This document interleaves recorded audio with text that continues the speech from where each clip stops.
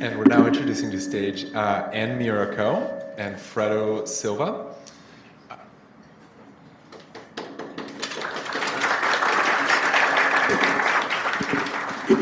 Anne is a co-founding partner of Floodgate, a primarily early-stage venture fund. She's been called by Forbes one of the most powerful women in startups. She is a graduate of Yale College, the daughter of a rocket scientist at NASA, Palo Alto native, and also a Stanford PhD. She's been working in tech startups since she was a teenager. And prior to Floodgate, she worked at Charles River Ventures and McKinsey. Some of her investments while at Floodgate include Lyft, Ayazdi, Xamarin, Refinery 29, Chloe and Isabel, Maker Media, TaskRabbit, and ModCloth. Fredo is a senior associate at MoFo, our gracious hosts, and he graduated from Yale College with a degree in chemical engineering. He also graduated from Yale Law with a JD. He represents startups, VC funds, and strategic investors in early and late stage investments, primarily in life sciences and food and agriculture sectors. He has also been working as a mentor with the Yale Entrepreneurship Society, advising on social ventures and hybrid corporate structures.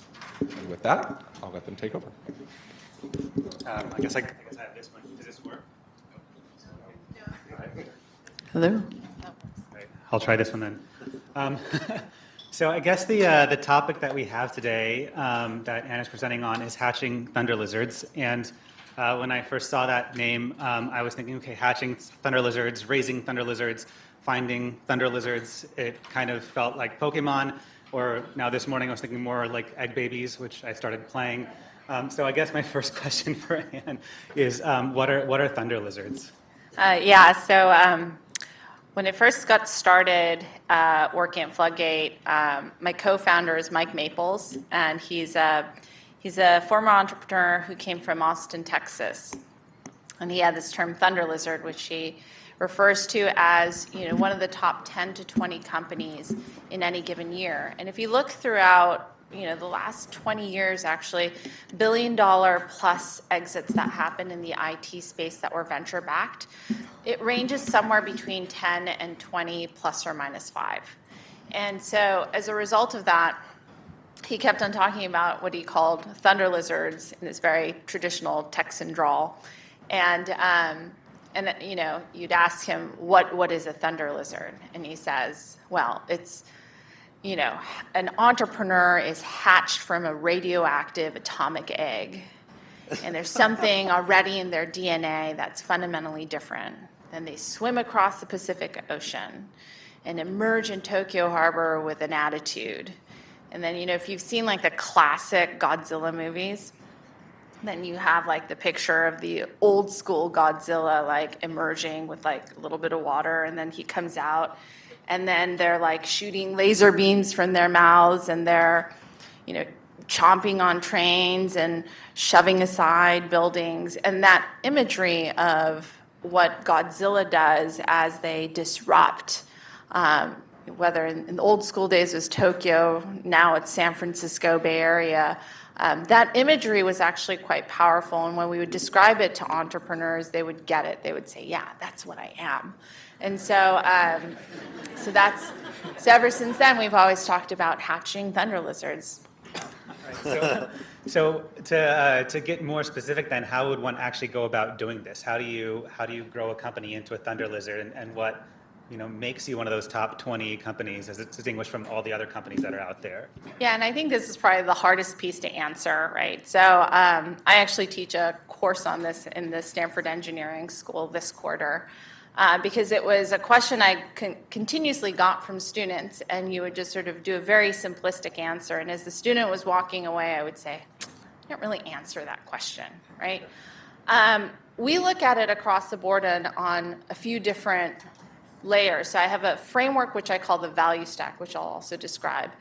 But my last lecture that I gave to the Stanford students was also particularly impactful to me, because I think it's relevant to a lot of entrepreneurs today, which is that because of Facebook the movie and Silicon Valley the show and sort of the Hollywoodization of Silicon Valley, every entrepreneur who is building a entrepreneurial venture believes that they are a high-tech startup that is worthy of venture capital dollars. And the first thing that an entrepreneur needs to know when they're raising capital from venture capitalists is that we are rapacious capitalists, right? And what that means is that for us, for the fund to work, we need to see billion-dollar-plus exits. And in fact, the bigger the fund, the more zeros you need to attach to that billion-dollar exit. And in fact, the billion-dollar funds that are being raised today, they all need at least one $10 billion plus exit for that fund to even make sense. It's crazy, right? And so you hear these great exits that happen at $100, $150 million, where the entrepreneur did a great job, but fundamentally, their VCs in the back rooms are saying, whatever. And that's tough. That's really tough to hear, but most entrepreneurs, I don't think, understand that. And so from a market value perspective, you have to be able to justify in the very early days why you can be a billion-dollar, $10 billion value company. That's very, very hard to do. And if you're intellectually honest about it, it's extraordinarily difficult to do. And so, I see lots of people come in and they'll pitch and they'll give us the Gartner report that says, $1 trillion is spent in transportation, so the market size we're going after is quite large. That's not really honest, right? If you actually did a bottoms-up analysis, you actually don't add up to $1 trillion, unless you're selling cars, selling gas, selling all the parts to the cars, so you're selling stuff to yourself. It's just that the actual market sizing doesn't make sense. So my first thing that I do as a venture capitalist is really narrow it down to, is there potential for $1 billion plus exit? The second thing that we look at is we have what we call this value stack. And these are the elements of a business that I'm looking for. And there are 4 elements to that business, the value stack. At the very bottom is what I call proprietary power. Proprietary power is all of the secret sauce that you have within that business. It's the market insight that you have that no one else knows. It's the proprietary IP that you have, the patents that you filed. It's that supplier that you've locked in that now no one has access to. It is all of your secret sauce that you have on day one, and is fairly obvious to the venture capitalist whether or not it's real. So it's very easy to assess. And in looking at that proprietary power, it's stuff that you can build on over time, but generally on day one you have to have something that provides defensibility or a moat around your business. The second level is what I call product power, and that's really more product market fit. And if you've ever read Mark Andreessen's original post on product market fit, you should go and read that. Most people think product market fit is where a product fits a market. If you read the original post, all he talks about is how important the market is. And that goes back to market sizing, as I was talking about earlier. It's talking also about the pain that the customer feels, and so therefore the pull of the product by the market. And so it's not just sort of lobbing a product into a market and hoping that it hits. It's designing a product so that a large market that's already apparent to you with a powerful pain point will now pull that product in. So that's what we call product market fit. And then the third level is what we call company power, and this is what we work with our companies on over time within the Series Seed or Series A. Company power is all about building the infrastructure and the foundational elements of your business so that you minimize incurring organizational debt, technical debt, and that you ensure you have a scalable business model. And we've seen a lot of companies in the past get to what we call traction, not a company. And you see this in the headlines of TechCrunch, right? Zenefits had some huge blow up. To us, we were like, well, that is traction that has some incredible potential, but you still need to do a lot of company development. We see that with business models that aren't fully functioning, that aren't built for scale or built to last. And some of these companies get to IPO, but then they don't ultimately maintain a legacy. And then the last level of power is what we call category power, and that's probably actually the most important in order to have a company that has a long-standing legacy. So category is actually about building your own category to almost seem like you're entering into a new market. It's your ability to design your market for yourself so that you aren't being compared to your competitors. And this is a little bit counter, actually, to the whole lean startup movement, which I love. I love Eric Ries. I love Steve Blank. I've taught with him. But one of the elements that I feel most entrepreneurs don't get is the art side of entrepreneurship, which is that you have to provide the due north. You have to provide what the story is. You have to tell the customer what you're creating. Because if you constantly ask your customer can tell you better. They will never tell you different. Right? So if you went to a customer who was shopping at Blockbusters and said, what's a better DVD rental system? They may not come up with Netflix. Because the founder has to come up with that vision. What I love about the best founders like Reed Hastings is that they constantly evolve the category that they're in. I remember hearing a talk that Reed Hastings gave in the early days in 2000, must have been 2003, in a class. He came to our class, and the student asked him, DVD rentals, I mean, how long is that going to last? And he was saying, it's not going to last forever. I totally get it. But I'm building a brand around media. When any family thinks about media, watching a movie tonight, they're going to think of Netflix. It doesn't need to be DVD rentals through the mail. Eventually, when streaming happens, I'll be the guy providing them with media in their home. So he was constantly reinventing that category. And so we're looking for founders who have the capacity and the imagination and that internal compass to be able to do the same.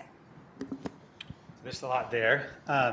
Talked a lot about special, what makes companies special, but you're a VC, and I'd actually like to talk a little bit about what makes VCs special, especially because you mentioned that you help them out, in their Series C to Series A, and a lot of people, when I talked about fundraising, they're like, yeah, I need to find a strong lead, and then there's also sort of the flip side of, do you want to take who's the strong lead, or do you want to take the cheapest money that's got the best terms for the company? So I guess the question to you is, do you see a lot of value in specific VCs? What are you adding to the table? Do you want to just take the lowest valuation, or is there something else there? Actually, a lot of times what I find is it's not about the valuations, the clean terms, right? And in fact, the best investors tend to give the cleanest terms. The best investors have found over time, there's no such thing as a good deal. There's only such thing as a great company. And so I've never actually made money on fancy terms, right? And I think most of the really good investors, and there's some in this room, that would actually, only provide very, very clean term sheets. When it comes to valuation, though, I would say most of the really good VCs also are pretty cheap. And so they won't provide you with the highest valuation. That's not how they're going to compete. And that's because they have the experience of knowing how important valuation is. But I've never seen actually great VCs give totally unfair valuations. There's a reasoning behind their valuations. That's what I would say first. The second is, in terms of picking a venture capitalist to work with, you should just do your homework. Right, that every venture capitalist, if they're going to work with someone, they're doing back channel referencing. And I'm always shocked with how little back channel referencing people do on our firm or the people within our companies. And we're always actually proactively providing them with lists of people to go and talk to. But I'm shocked at some of these firms which actually have a very, very known reputation within the entrepreneurial community for certain kinds of behavior, and they don't get called out on those things.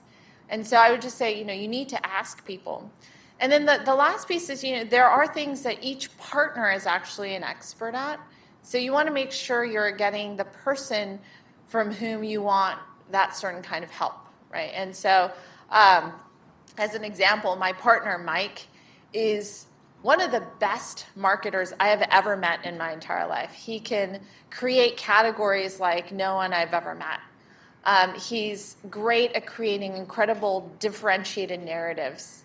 But if you asked him, tell me about the metrics for, great companies in this category, he would be like, I'll tell you a great story, and let me tell you about how you should position it. He's not that kind of investor. And so in those cases, I'm more that, so I'll come in and I'll help out.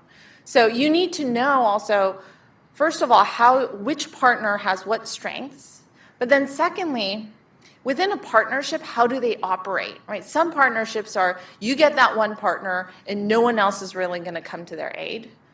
And in other partnerships, everyone's sort of incentivized to share the load. And so you should ask about that, and you should ask if you can get access to the other partners, if you think that some of the other partners can also help. So you mentioned that you're looking at the top 20 companies that are going to be the best companies, make $1 billion. There was an article a couple days ago about Theranos. I'm not going to dwell on that, but one of the points of the article was that a red flag was that there were none of the top 20 VCs in there. And there's this sort of idea that it perpetuates that there's 20 top tech VCs and 20 top life sciences VCs, and the rest of it, do you feel that's true, or have people in the VC space that you've talked to talked about it or have any feelings about that? With Theranos or? Or the idea that, if you're a company and you don't have one of these top VCs behind you, it's sort of why bother? I don't necessarily agree with that. I'm just wondering what you feel about it. I don't necessarily agree with that, but having said that, I do think VC is a business of exceptionalism. So if you look at the world of VC and you actually look into the limited partners data, of which I've been privy to some, they will tell you that there is only a small handful of venture capital firms that are really worth investing in. There are only a small handful that really make money. So in the exact same way entrepreneurship is this incredible power law distribution, the venture capitalists are also exactly on that power law distribution. And the reason is the best VCs get access to the winning lottery tickets much more often than the other VCs do. And so I think the reputation of the VC firms amongst other VC firms and amongst other entrepreneurs is actually quite important. And this notion of the top 20 VCs, I think, is an important one to keep in mind. I think, though, that there's also ways in which you can cut it by sector as well. So in life science, it's not going to be the same as if you look at in IT, and there's some specialized ones like Emergence Capital or Ribbit, which have specific areas in which they are really well known. And so again, they would be in some really good company if you can get those people, especially if you're within those sectors. Cool. So how did you get to become a VC? What was your career path that got you there? So my career path is extraordinarily winding. I'll take you guys really way back. So when I started at Yale way back in the day, I wanted to be a doctor. And before that, actually, I was my dad, my parents were all engineers, and so they're all mechanical engineers. And my big rebellion was I was an electrical engineer. And I ended up, and I thought I was going to be either a doctor or a research scientist. And then when I was going to be a doctor, I just was having dinner with my roommate from Yale last night. We were laughing because she is a doctor. And we actually had one summer where we were studying for the MCATs. And I remember riding my bike up Science Hill towards Kaplan. It must have been somewhere up there. And it was 2 days before the MCATs, and I turned to my roommate and said, Kathy, I just had a revelation. She's like, what is it? We just need to get there before everyone grabs the exams. And I'm like, I hate hospitals. I don't like sick people. I don't have as much empathy as you do. And she's like, what are you talking about? I'm like, I don't think I should be a doctor. And so like 2 days before the MCATs, I decided like I shouldn't be a doctor. And so I went through with the MCATs, but then I had this existential crisis. And that year, actually, I was working as work study for the Dean of Engineering and just doing, filing for Sarah Skubis, who was this administrative assistant. And I worked really hard to like give her perfect photocopies and like do some cool things for her in Excel. And she just really cared for me and like would give me extra money to go buy like a Dunkin' Donuts when I was making delivery. I really remember this fondly. Anyway, one day she had spoken well of me to the Dean of Engineering, and so he pops his head out and he says, this is D. Allen Bromley, if any of you know him, and he says, "Who are you?" And I said, "Oh, I'm Anne." He said, "I have a guest here. Could you give him a tour?" And I said, "Sure." So I gave him a tour. This guy that was a guest for the dean, a tour of the Yale campus. And this guy starts peppering me with questions. Where are you from? Like, what do you do? What do you like to do? And I'm answering all these questions, and I get to, I'm from Palo Alto. And he's like, "Oh, I'm from Palo Alto." And he says, "What are you doing for spring break?" I said, "Well, I'm going back home." He's like, "That's great. How would you like to come visit me, see what I do for a living?" And I said, "That'd be great. Like, what do you do?" And he said, "I'm the CEO of Hewlett Packard." And so I literally shadowed Lou Platt around for a week. This is like classic Yale experience. Everyone has this. That's why I tell all of the admits and the people I interview for Yale. And it was a life-changing experience, as you can imagine. But when I got back, he had sent me 2 pictures. One was I'm sitting in this couch talking to Lou, and there was a photographer around because there was a big event with Microsoft happening. The second picture was Bill Gates sitting exactly in that same seat talking to Lou.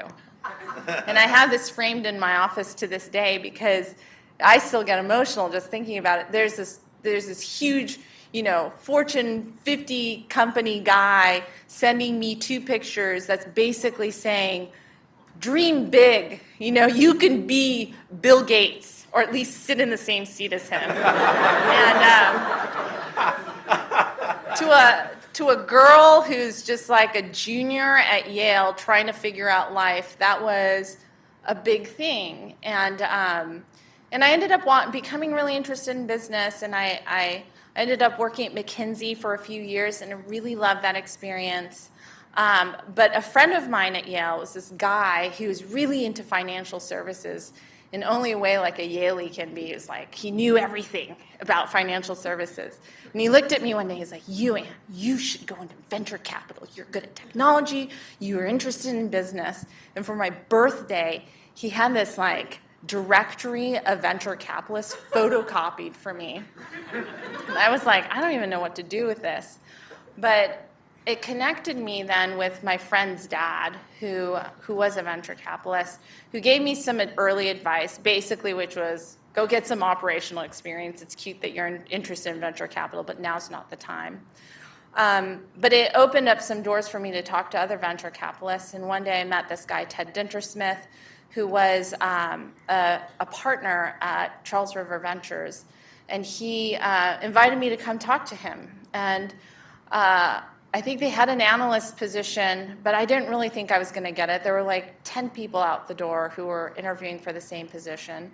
And but we sat down and we started talking. And this is like where the Yale education really comes into play. So he asked me, "What books are you reading?" And at the time, I was really into sort of modern American literature, and I was telling him about all the fiction books I was reading. I was just talking his head off about this one novel I was reading at the time. And he happened to really be into literature. So he was an English lit major. So we talked about that for a while.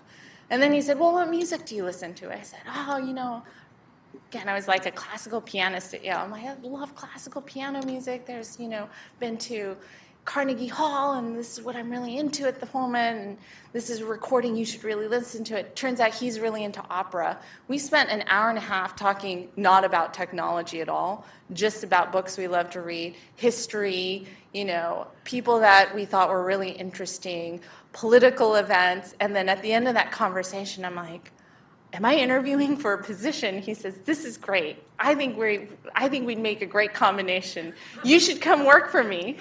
And I said, that was the strangest interview I've ever had. And then without even asking what the compensation was going to be, I said, that would be a great idea. And so I was living in the Bay Area at the time. I had to move all the way across to Boston. But fortunately, some of my really good friends were living there. And ended up there. My second day of work was 9/11. And then, so I witnessed really a slowdown in the venture economy, so what happens in that case. I was thinking of applying to law school. I applied to law school. My husband was in law school. I decided that was the wrong choice for me.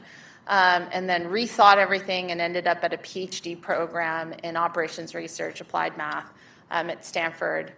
Plopped down there. And then that's where the story gets even stranger. I was asked to then TA a bunch of engineering school classes on entrepreneurship. I thought I was going to start a company. And so used the opportunity to start developing a product in what now is probably behavioral modeling and computer security. Then as I developed something, I turned to my advisor and said, I think we have something. I'd love to see if we can make a company out of it. And my old mentor at Charles River Ventures said, you should go talk to some angels. You've been in this PhD program for a few years. You don't know what the real world is like. And so I went and found an angel. So this is Mike Maples. I had met him in a class. He was a mentor to a group of students that was working in the class. And we had the most incredible mentors. We had Diane Green was a mentor in this class. We had the former CEO of Symantec. We just had these crazy people. And one team was really underperforming, and they were just fighting with each other, constantly fighting. And I looked up who the mentor was, and it was Mike Maples. And so I emailed him, and I said, hey, you're not doing your job. I know you're a volunteer, but here's this team. They're high potential. They're bickering. They're about to fail the class. You need to do something about it. And he said, I'm going to take care of it. They're going to get an A+. And he did actually manage to get this team an A+. And so afterwards, we grabbed some time together, and he invited me to come and look at the deals that he was looking at the time. We called them unpartners meetings on Wednesdays. And when we finished that up, about 2 months into it, he called me and he said, I have this great idea. I just completely accidentally raised a fund. It's $35 million. And I think you should drop out of the PhD program and join me as a co-founder. And it's not a venture-backed startup like you're thinking about, but it's a backed venture startup. He's really good with words. So I was like, this guy's crazy. Like, if you imagine who I am at that moment, first of all, I had like a 18-month-old daughter. I was in PhD candidate, but don't have the degree. Not a proven investor at all. So I didn't really understand why he would want me as a co-founder, but really enjoyed working with him. Really enjoyed it. Really thought I could learn a lot. And then in the midst of it, knew that this is 2008, financial crisis is happening, that this was the time to actually start a company. In that area. My mom did not believe me, and she thought I was insane. But the more she thought I was insane, the more other people tried to talk me out of it, the more I knew this is what I wanted to do. And so in 2008, May, so it's 6 years now, this is 2008. So it's been 8 years. We've been working together. Cool. So even for venture capital firms, finding your co-founder and your partner is pretty important. It's vitally important for startups. You have an engineering degree, so do I. I also have a law degree, and you also know numbers and math and money. And you get a lot of people at Yale that are also very well-rounded, and it turns out are a mechanical engineer and are art major. But still a lot of us don't necessarily have all the skill sets that we need and need to find a co-founder, especially in the tech field, to actually make things work. And finding the wrong co-founder can just make things the opposite of work. So what advice do you have for people looking for a co-founder and to get their Thunder Lizard hatched? Yeah, I think, I was just talking to Mike Krieger about his process for starting to work with Kevin Systrom, and I thought it was really interesting what they did. They actually would work in coffee shops on like a prototype startup. So before they decided to work on the actual thing, bourbon at the time, they would get together every Saturday and for, I think, 5 or 6 hours, prototype something. And it allowed them to figure out how they would disagree, what their personalities were like, what happened when they disagreed, how did they feel talking to each other.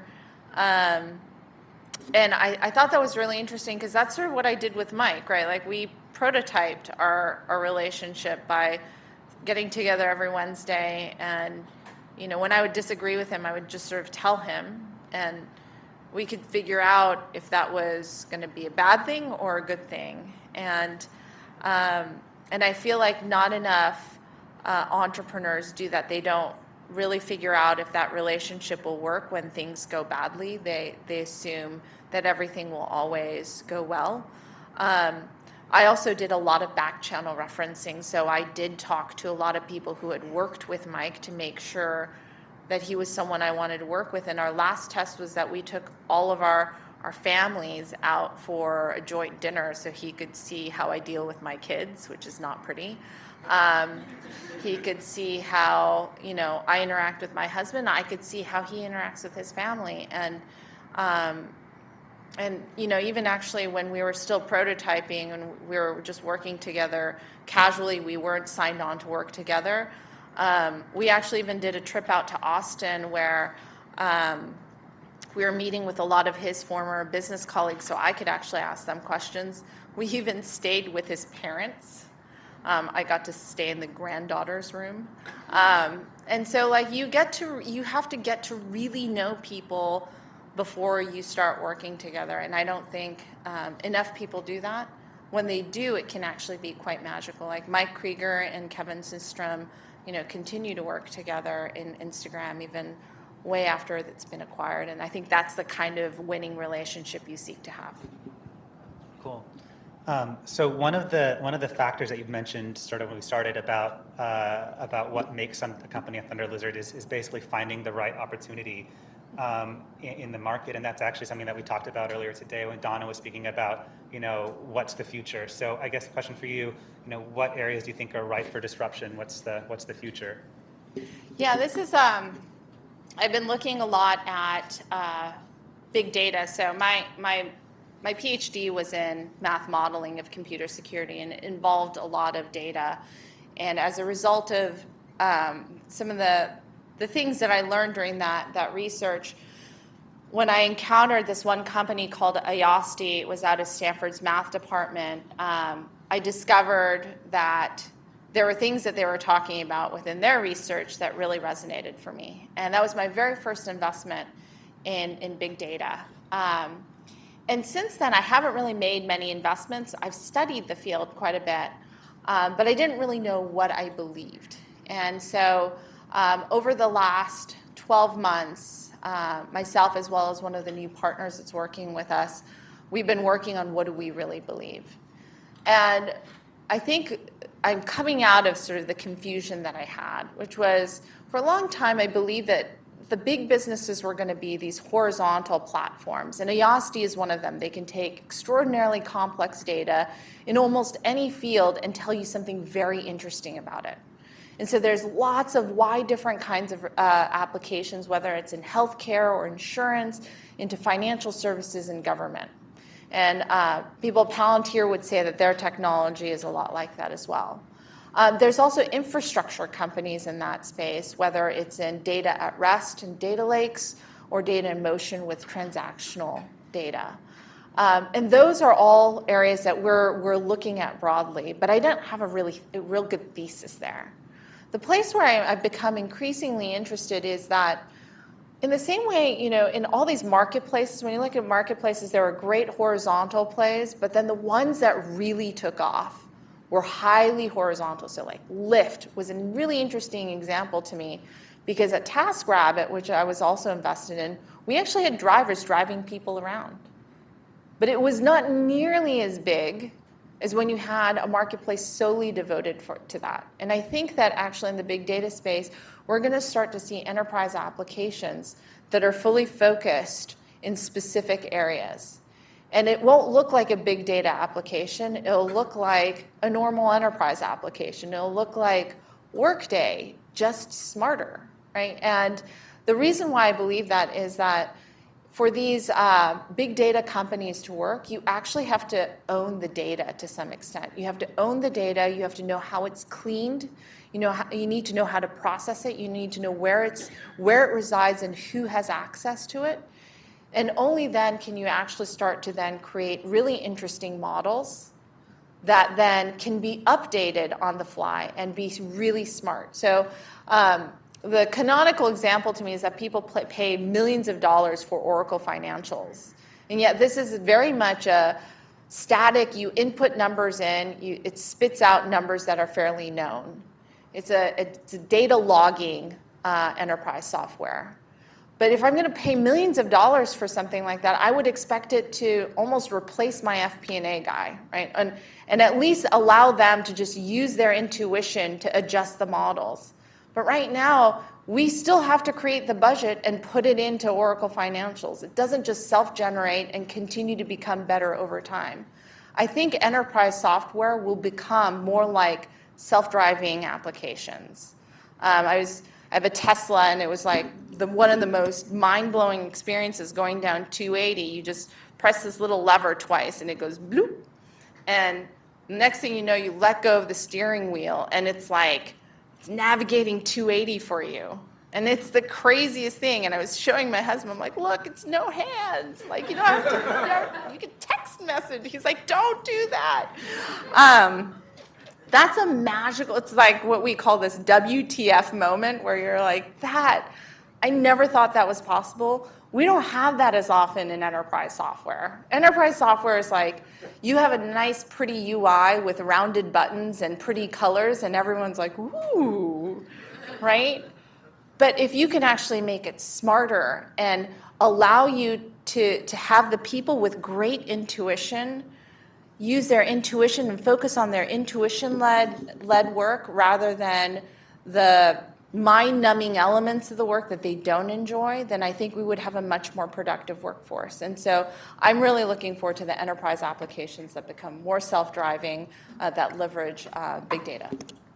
Cool. And I guess probably the last question from me before we open it up for the audience is, we started out the conversation talking about what makes these Thunder Lizards succeed and startups succeed.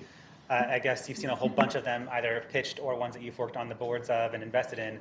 And so I'd like to ask you, what are the biggest mistakes that you see founders and startup companies making that people should avoid? Which ones did I miss? No, I'm not going to ask you about that. I can tell you those. What are the biggest mistakes do we see? I think it is actually, I was talking about the value stack, so proprietary power, product power, company power, category power. I think the biggest misses that we see are actually in the foundational elements of company power and category power. So either the company doesn't invest the time in really defining culture or their values, implementing that, figuring out, how to work an organization so that their best people stay, making sure that they don't incur unneeded technical debt. All of those things actually make the company lose time. It makes them lose time. It makes them lose inertia. And this business is all about forward momentum. And then the last area around category power, that's actually how you create value that wasn't even there. And to me, we spend so much time saying it's all about the product. It's the product will sell itself. And I know in the best companies, it's just not true. There's a story that customers buy into, and it's when your customers become irrational about your product that real value can be extracted. And I think that there's an urgency around that. There's a great book that's coming out called Play Bigger that's going to be available in June that talks precisely about this. And they've discovered that each category has a 6 to 10 year lifespan. And if you go much beyond that, the public as well as just sort of investors get tired of that sector. And that's why there's so much urgency for companies to actually not just go and execute, but out-execute and be able to get out and be liquid within a certain time frame. And so I think it's around that. It's the urgency and then the foundational elements of the business that I'd like to see. All right, so this one, swap here. Thank you. All right, so questions. Who's got a question? All right, cool. Question in the back. All right, so can you stand up? George. Oh, hey, George. How are you? Good seeing you. George is a gamer YouTuber from LA. That's right. Yep. Hi, thank you for taking my question, Ann. So I was kind of curious to hear your take on education, technology, entrepreneurship. I was reading an article recently that says that over the last 25 years, $10 billion of venture capital has gone into education technology to produce exactly one unicorn to you, right? So none of those $10 billion mega unicorns happening, just one $1 billion startup. Does this mean that there's no hope for education technology, especially K through 12? And yeah, I feel like I could ask a lot of questions about this, but specifically, what do you think as an education technology entrepreneur, what are your options, and how does your firm specifically feel when approached by an entrepreneur looking to do something education-oriented? Yeah, we've actually made a few investments in education. So Chegg, I would say, was probably one of the first ones for us. And they've become an acquirer for a lot of these tech companies that have a sort of a smaller sliver. What I've found is actually it's very difficult to make money within education, and yet there are massive opportunities still. We invested in a company called Clever, which is a platform that's being sold into school districts, and they actually have quite good penetration because then different application developers can also then access these schools without having to go school district by school district. I believe that the other place where things are changing is in the college market, and I think things will have to change there just because the cost is not it's not justified by the value people are getting out of it. And so fundamentally education will change over the next 10 to 15 years. I just don't think anyone's figured out the business model that unlocks it. I just even look at the education my kids are getting. You know, we live in Menlo Park. It's a great school district. And yet you look at the assignments that these kids have, and like they're talking about, there's a picture of a phone, and it doesn't even look like, it's like the kind of phone I saw in my household with like the little thing that would rotate around.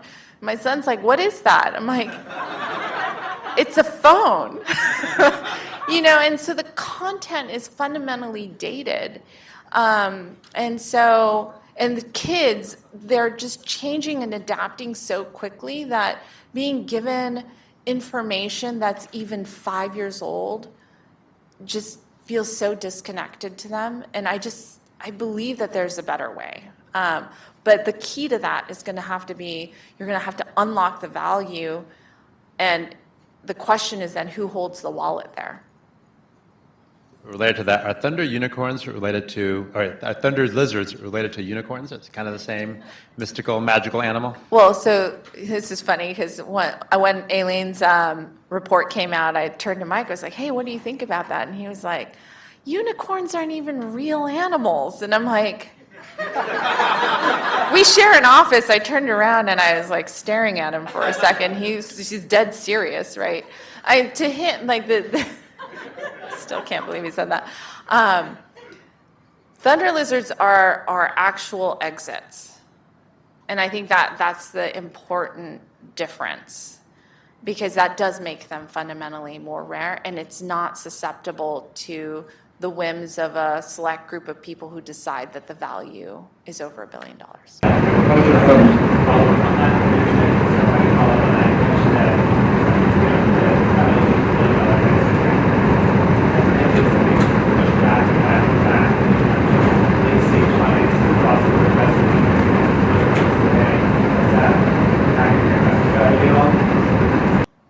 No, we don't actually. We're so far removed from the exit environment that our strategy doesn't change. And as I was mentioning, the actual number of exits that are greater than $1 billion has still maintained consistency over the last even 5 years. And so even though people are delaying, there are still companies that are getting out at greater than $1 billion. I think M&As have actually also gone down quite a bit, but we've still seen, pretty consistently 10 to 20. I think the big question has been the ones that everyone's watching, those tend not to go out. We have a question from Dora, who is a psychiatrist who has a mental health startup who flew here from New Mexico. Dora, can you stand up? Hi. So I was wondering when you see on the horizon for healthcare, which is 20% of patients, and specifically for mental health care, which is about half of what trends do you see the hospitals? Yeah, I think so. In healthcare in general, I think is also becoming very interesting. So even from the AI, big data space, we're actually seeing a lot of really interesting companies, not only in healthcare but extending out into life science. So I think we're going to continue to see a lot of innovation.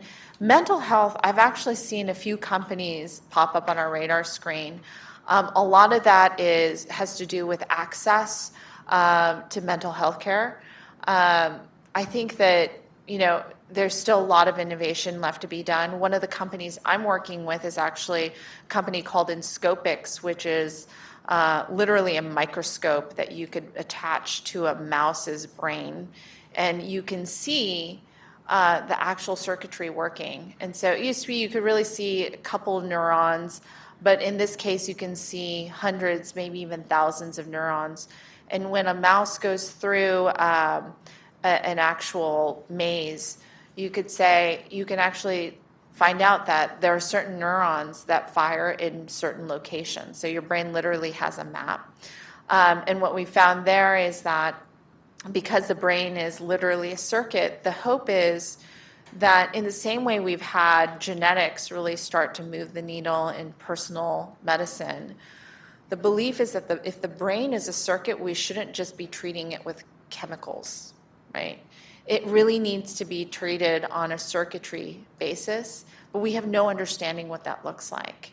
And so Inscopix is one of the first companies to really start to develop tool sets to understand what the circuitry looks like.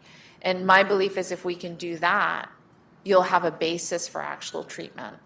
And in fact, the White House is super excited about the technology that they've done, and all these Nobel laureates are using it. And our belief is that, within the next 10 years, we'll actually have therapeutics coming out based on the knowledge that we're gaining through this type of device. So, from a technical area, I think we're going to start to see a lot of movement in just understanding the brain. Thank you, folks who've been tweeting and rocking all day with Yale Tech 16, Jen Yu, Jessica Ware, Yale Entertainment Institute. Keep it coming. Question in the front. Hi, Ann. Bots are the new apps, or so is the mantra being repeated on the streets of San Francisco right now. And as somebody that is covertly working on a very early stage bot startup, I'm wondering if you're starting to see any entrepreneurs pitching you on bots, and what business models you're optimistic or believe have merit. I think it's very early stage in the hype cycle, although we're rapidly ascending it. And just talking to some of the developers out there and friends that are working on in the space, it's just very interesting, and as I go through my process of trying to figure out how I want to monetize this, would be curious to hear your thoughts on the space. Yeah, it's funny. We've actually been seeing business since we're either early or way too early, or it's almost illegal. we've seen bot companies probably for about a year now. And so we've placed a few investments. The question I have is whether or not they're actually apps or just a front end for existing apps. And so, you know, the notion that Facebook wants to become sort of an app store is an interesting one, and I think it's something that we should all track. But it's also a closed ecosystem, right? Because it is based on WhatsApp, it's based on Facebook Messenger. And the truth is, in the US, we use a ton of different messaging platforms. In Asia, you see, you know, everyone from my grandmother to my cousin is using Line. And that makes it a platform. Everyone is on it. But we don't have the equivalent here in the US. And so it's still a fairly messy ecosystem. And I don't think people fully have grokked that. I think we're just hoping that Facebook is enough of a platform that we can go in and access lots of customers that way.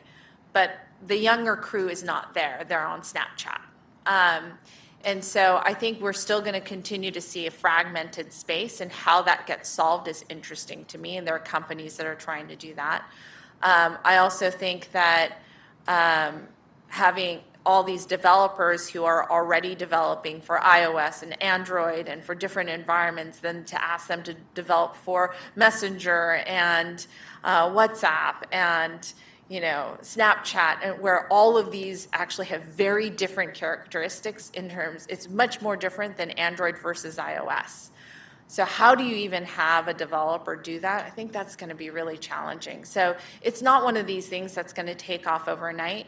I remember I ordered something from Zulily, and Zulily texted me everything over Facebook Messenger, and it was fine, but it was no different from email. And so unless you do something fundamentally different from email over that messaging platform, I think that there's still a lot of work to be done. I have a question for the audience. Who here is in tech already? Who here wants to get into tech and not? All right, everyone's in tech. Who is a startup CEO or founder? Okay, cool. Investors, VCs, developers, designers, PR, marketing, social media? A couple of folks? All right, cool. Just want to get it. All right, so basically, if you're paying attention, you can figure out who you need to go make a company after the next break. Okay, so question over here. Okay, so yes, Kayla, raise your hand. Oh, you stand up? I will stand up. Hi there. My name is Kayla Matthews. I'm founder, CEO of Modi, and a designer and an engineer. But I wanted to ask more about, you say early stage, like ridiculously early stage, and what we've seen over the past few years is the shift in the bar raising for seed funds. So we're, full disclosure, fundraising for my company and trying to navigate, are we seed, are we angel, are we this new pre-seed thing? Could you tell a little bit about what you look for in Floodgate? The other thing is that we are a hardware company. So are there differences between the expectations between software and hardware when it comes to that bar? Yeah, those are very good questions. So I think a few things that you need to know when you're approaching a venture capital firm is roughly what their check size is like, how often they make investments, whether they lead or not, part of that leads into what stage they invest in. The part of the reason why I would ask how often they invest is some companies will invest, especially at the early stage, in a lot of different companies. And other firms like ourselves, we only invest. I as a partner will invest in 3 companies in the entire year. And so even though I'm early stage, I'm not writing a check every week. And so it's early stage relative to, and I'm early stage, meaning I'm usually the first institutional dollars in, but I can wait to find that company that has some outsized metrics relative to not having raised any capital at all. So I think a lot of people will come to us and they're surprised and say, well, we thought you were early stage, but what the founder forgot was that it's not just your characteristics, it's your characteristics relative to all the other companies that are pitching us in that entire quarter, because I'm only going to pick one in that entire quarter. And so, just to give you a sense, I get 100 to 150 emails a week. I meet with 5 to 10 companies in a week, and I only invest in 3 companies per year. So that just gives you a sense of what my funnel looks like, right? And in terms of metrics, the hard truth is it totally depends on what kind of company you are. But one of the things that I encourage a lot of entrepreneurs to think about is, especially if you're on a revenue run rate, which is 99% of you, unless you're Snapchat or Instagram or one of these companies that are high flyers that are sure to get a lot of eyeballs, then, and in that case, you have to be tracking towards 10 million monthly active users in year 1. And only then can you say you're an eyeballs-driven business. If you're a revenue-based business, what we're starting to see is about at the end of year 1, which could actually be when you're raising your first seed round, we're seeing about $100,000 a month in revenues. By year 2, it's $500,000, and that's like plus or minus $200,000 a month in revenues. By year 5, it's $2 to $3 million a month in revenues. Now that's going to be different for hardware because you have that hardware development phase. And so there, what we would be actually looking at is what is your technical IP, what's your proprietary IP that you have that we would believe is defensible, and then how quickly can you develop on it. So if you're still developing prototypes in year 2, year 3, it's going to be very, very difficult. And so we're looking at timeline as well as how proprietary your IP is. That's an awesome answer. Kayla, I know you were typing away on that. Go ahead and tweet that as well, because those are great notes and ranges. I want to make sure everyone shares that. Very cool. We have time for one more question before our break. Yes, Robert, can you stand up? I was going to ask, I think that there's more overlap these days of social enterprises being compatible with both impact investment and venture capital investment in the context of the fears that some social enterprises have that if they took investment from the wrong investors, their business model gets distorted or gets warped or gets shifted in some way they don't want. What do you think is the role of the venture industry vis-a-vis the social enterprises or the high-impact potential startups in terms of them achieving their values and y'all's values collectively? I think it depends on how you define social impact. There's a friend of mine has a VC firm called Uprising, where he is looking actually at the social impact as well, and he invested in Lyft. And he, the way I think about it is, and Floodgate really thinks about this too. We talk about funding movements, not just companies. And in that, I think that, as we were talking about categories, really the narrative becomes incredibly important. And when I funded Lyft, it was still called Zimride, and all they talked about was transportation 2.0. And this is before Uber, 2 years before Uber. This was the only comp we had was Zipcar. There were no other transportation startups in the space, but they were telling this incredible story of how they wanted to increase efficiency of road usage. They wanted more than one person in every car. And they talked about how people sharing the ride really made a difference in people's lives. And you see that narrative actually in the product that they continue to deliver. They talk about, how do you enable carpools? And they have this new carpool product. Where does that come from? That carpool product came from their exact original vision. And so I'm really taken by companies that have a strong narrative, that have that movement component to it. And if you call that social enterprise, I would be funding those all day long. I think there is a difference, though, between sort of social enterprise where profit ultimately is not the motive. I think, we are a venture capitalist, which means we're a capitalist. So we need to see returns, and we are therefore, we're representing our limited partners. But I do believe that actually attracting talent is one of the hardest things to do today. And the easiest way to do that is by having a really compelling story to tell as to why your company exists. And so in that sense, I think, a social enterprise as a movement, I think, is really a great way to think about businesses being built. follow up on that, because I actually do a lot of social enterprise work and social investments and impact investments. I agree that most VCs, the bottom line is making money at the end. And even for social enterprise, it's different than being a nonprofit in that you actually are also trying to make money, but there's a slight other focus there. And I think probably, the Yale community is one of the best communities to get that from, because so many people that are Yale graduates and have money are also civic-minded.